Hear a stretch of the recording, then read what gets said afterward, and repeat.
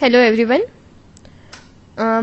We know there are various methods of in statistics for comparing different things, but then there are some assumptions for applying those methods.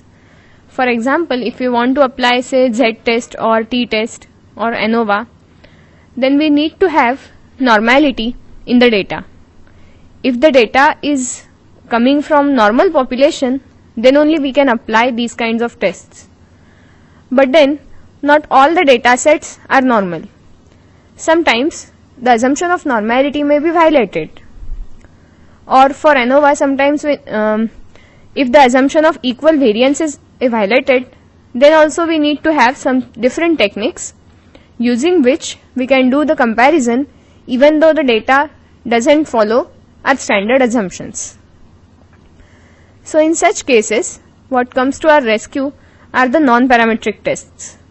So in today's lecture, we'll discuss a few non-parametric tests, and then we will also have a look at regression techniques. So here is an outline of today's talk. Firstly, we'll study non-parametric test for comparisons of means. Then we would have some tests related to goodness of fit and independence of attributes, and then we would proceed for regression. Now, comparisons of means is the most important problem. So there are different kinds of non-parametric tests available for that. First of them is the sign test. Sign test is the most simple test, and it's a one sample test. Means if I am interested in testing that mean of my sample has some specified value, then I can apply sign test.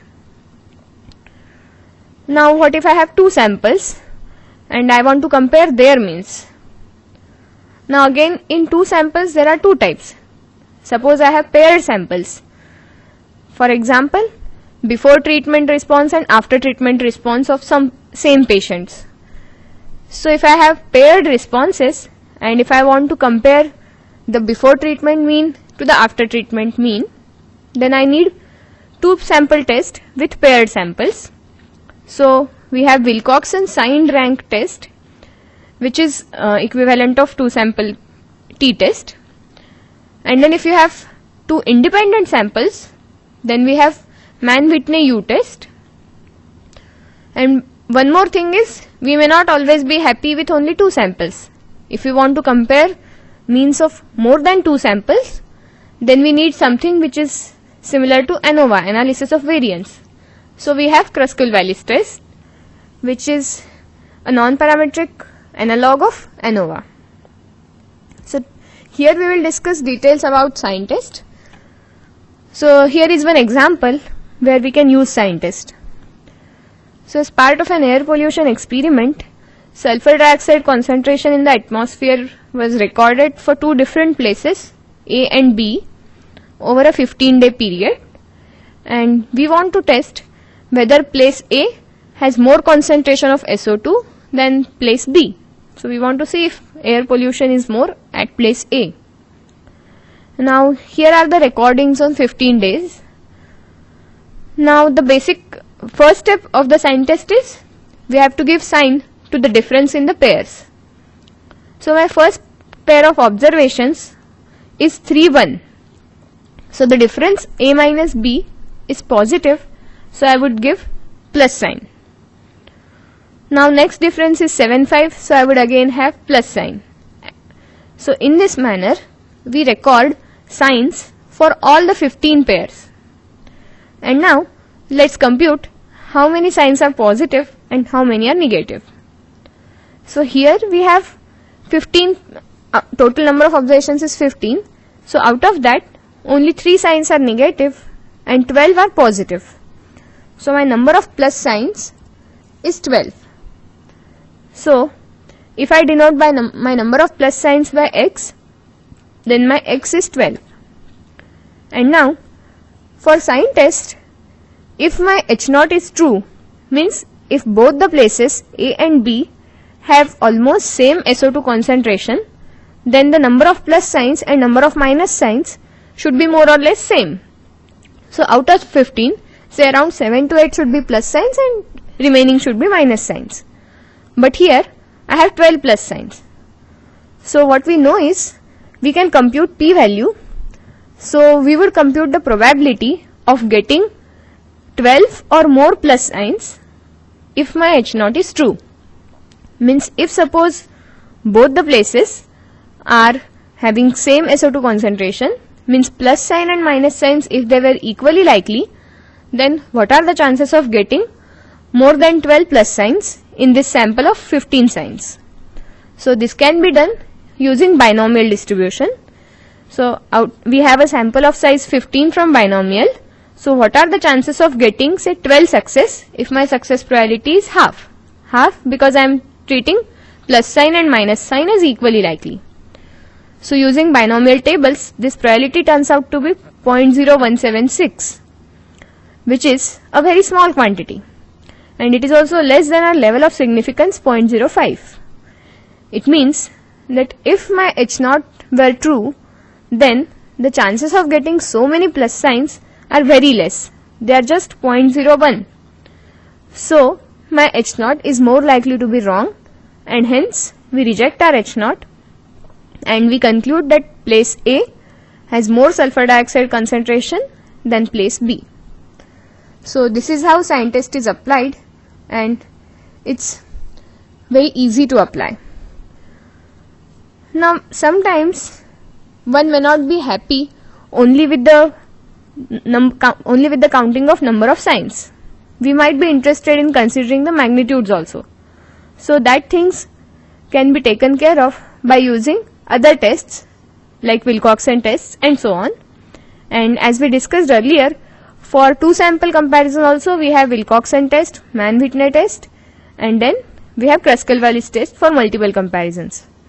All these tests are available in the standard software packages, and one can carry out these tests, and depending on their p-values we can conclude whether our hypothesis of interest gets accepted or rejected.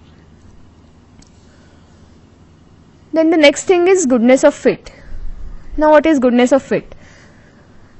We know that when we want to apply standard tests, we need to check validity of certain assumptions like normality and so on. So how do I check whether my data comes from normal distribution? One method is obviously a graphical thing.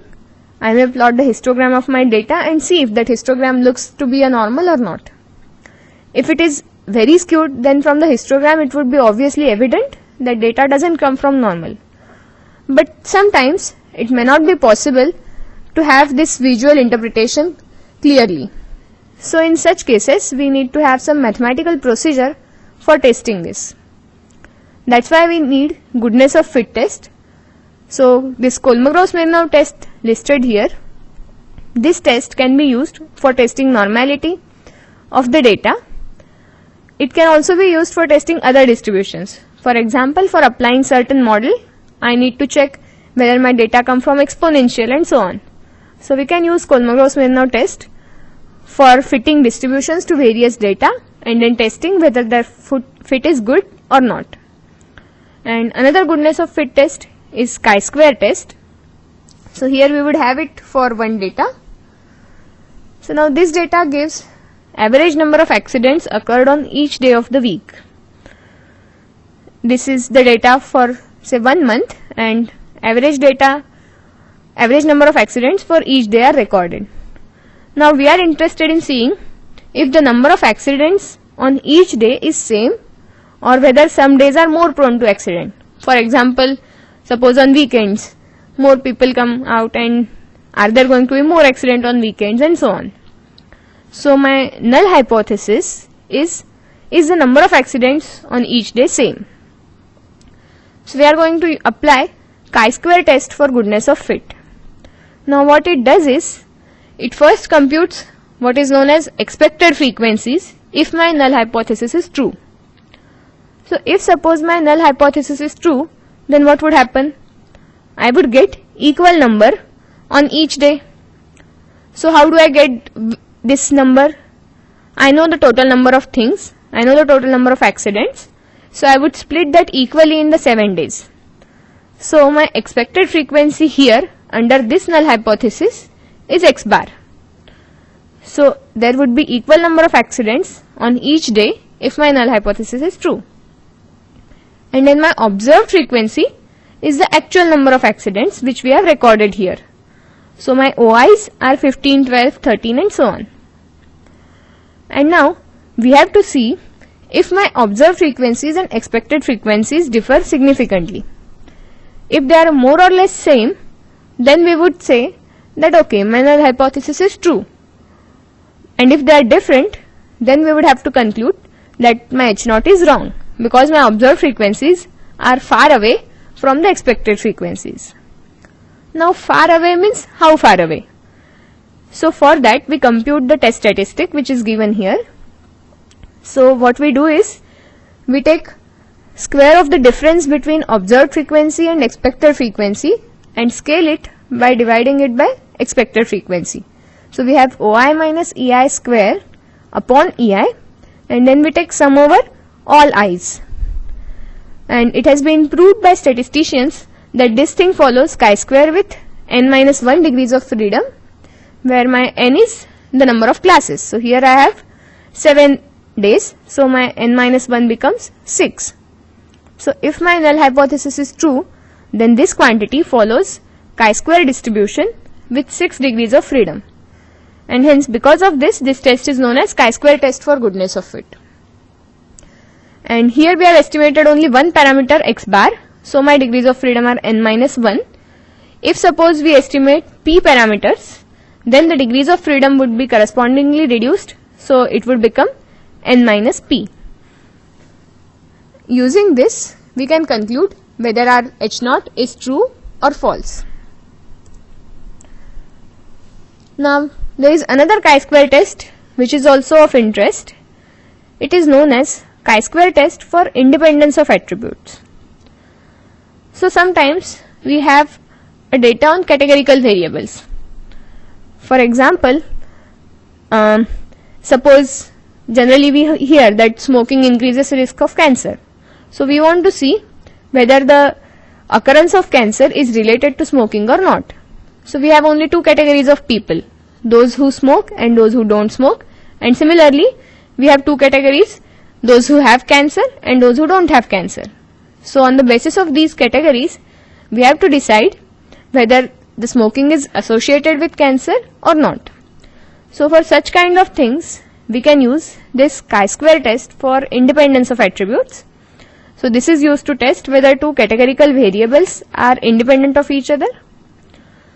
So the first step towards it is to prepare cross-tabulated frequency table, and then we again compute expected frequencies.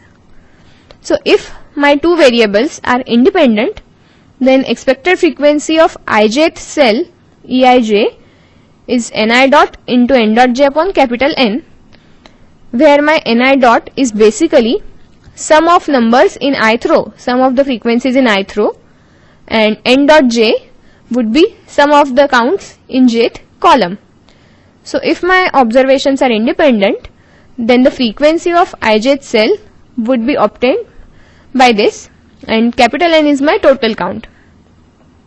And then once we have expected frequencies, we can use the same chi-square statistic that we computed earlier. We have observed frequencies Oij, so we would take squared deviation of the observed frequencies from the expected frequencies, scale it by expected frequency, and take sum over all the cells, and it follows chi-square with r minus 1 into c minus 1 degrees of freedom, where my r is the number of rows, c is the number of columns. So because we have a constraint of some row sums and column sums, the degrees of freedom are reduced by 1 and 1. So we have r minus 1 into c minus 1 degrees of freedom. Here is an example for the same. A new anti-malarial drug has been developed.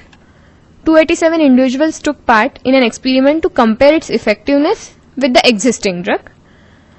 Out of 184 individuals receiving the old drug, 129 were cleared of parasites within 36 hours, and the same number for the new drug was 80 out of 103. So we have to check if there is any difference in the effectiveness of the two drugs. So the variables here are, for drug we have two categories, old drug and new drug, and for people we have two categories, those who get cured and those who didn't get cured. Now these are the numbers. So what we know is, out of 184 individuals receiving old drug, 129 were cleared of parasites. So old drug cured number of people is 129, and for old drug people who didn't get cured are 184 minus 129, so it is 55. Similarly, for new drug, 80 people were cleared of parasites, so for new drug cured people are 80, and that is out of 103, so 23 people did not get cured. So now using this as OIJ and then using row totals and column totals, we can compute EIJs, we can compute the test statistic, compare it with chi-square tabulated values, and see whether our drug is effective or not. If our H0 is, if my H0 says that the two variables are independent, so if our H0 is accepted, then it would mean that the drug, category of the drug and getting cured, they are not related. So basically my hypothesis of interest is H1. So if my H0 gets rejected, then I can claim that the drugs are different. So either new drug is better or what.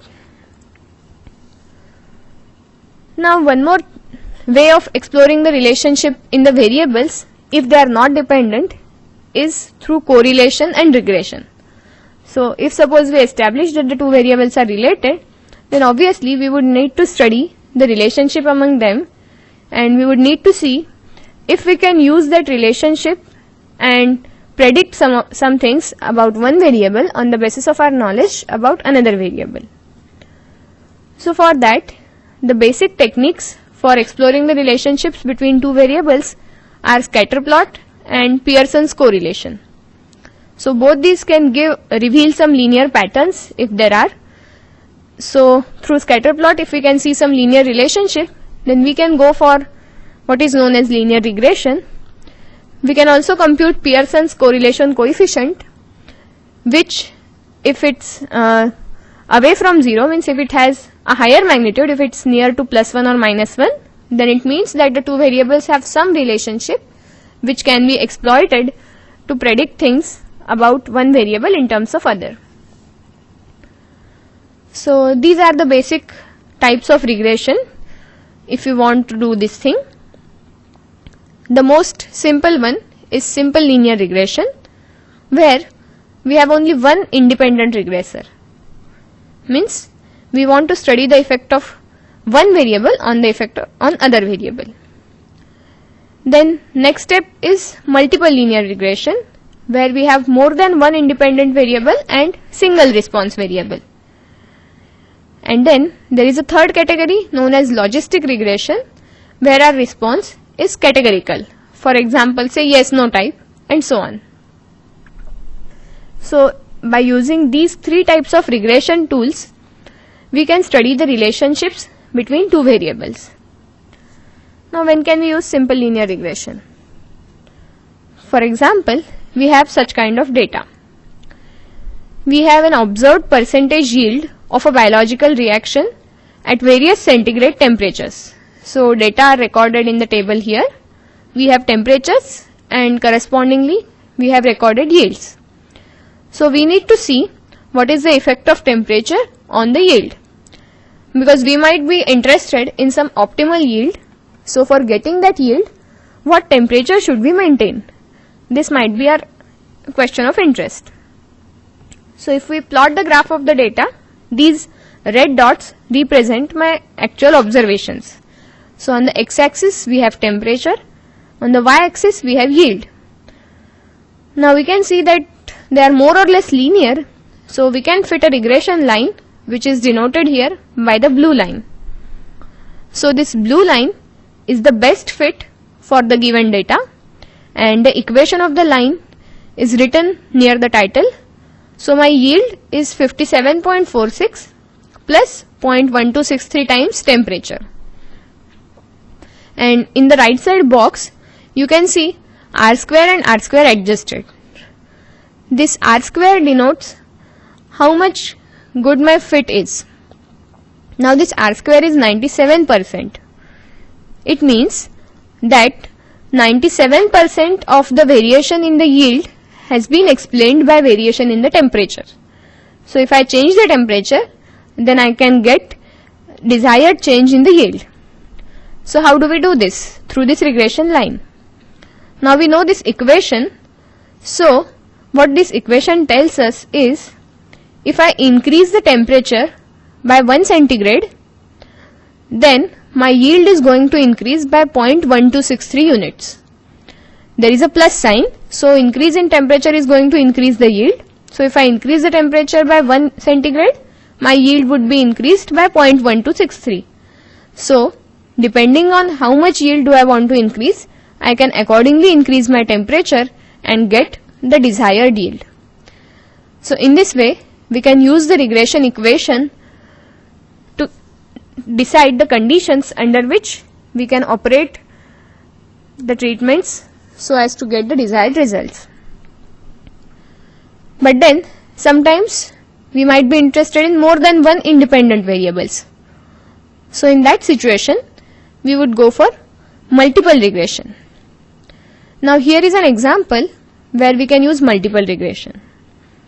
An Environmental Protection Agency conducted a study that yielded information on polychlorinated biphenyl emissions from 10 rotary kiln hazardous waste incinerators.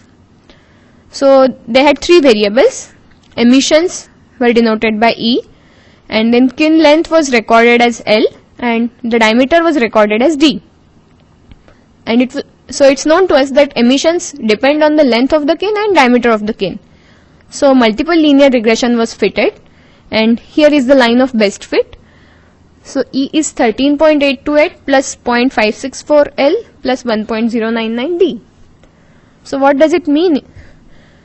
If I keep my length constant, if I keep length of the kiln constant and increase the diameter by say 1 unit, then the emissions are going to increase by around 1 unit. Similarly, if I keep the diameter constant and if I increase the length by 1 unit, then emissions are going to increase by 0.5 units. So in this manner, we can conclude that what should be the optimal length and diameter to keep the emissions within the standard limits. So this was the multiple regression. But there are some assumptions to perform all these regression things, so which are known as regression diagnostics. So when we fit the model, we need to check if it is actually good to apply these things to this data. So these are the basic diagnosis tests. We'll plot the histogram of residuals and see if that histogram is normal.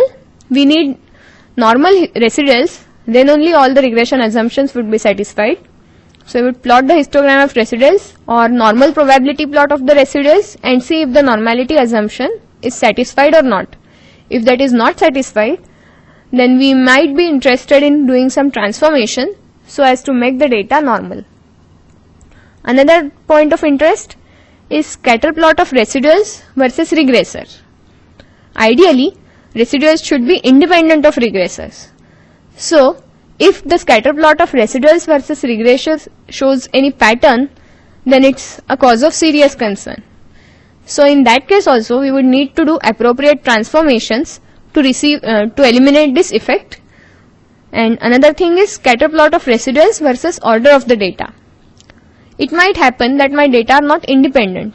When we do regression, what we assume is my two observations, say x1 and x2, they are not related to each other. But then there might be some pattern in the data due to their closeness in the time. For example, if we are recording some observations on machine, then it may happen that in the beginning the machine gives an optimal output, but near the end it may get heated and so on. So the observations near the end, they are less. So in such cases, the observations which are near to each other in time would be correlated. So that thing can be visualized through scatter plot of residuals versus order of the data. So if there is any autocorrelation, that can be detected at this stage. So we have to remove all these effects to proceed with the optimal output of the regression. And if all these things are taken care of, then we can use the regression model to get conclusions about the variable of interest. I think I would stop here. Thank you.